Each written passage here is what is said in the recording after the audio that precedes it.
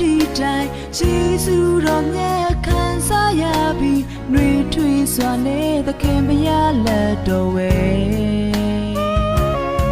အပူပင်တော့ကရများကင်းဝေလို့သခင်ရဲ့တောင်အောက်ကိုနားရပြီး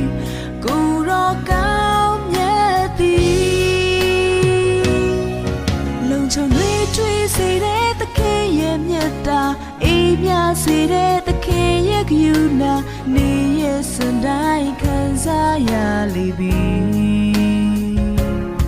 အစင်ပြေချုံမွေးစွာနေဘဝနေရတွေ့ယေရှုတော်မြတ်လုံလောက်ခဲ့ပြီ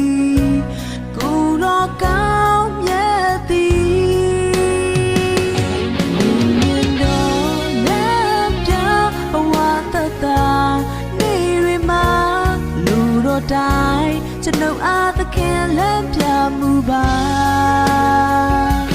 ကိုယ်တော်တိုင်းကျွန်ုပ်ဘဝကျွန်ုပ်ဤကိုနာရရဲ့ကျွန်ုပ်တသက်အခုလုံးသခင်နိုင်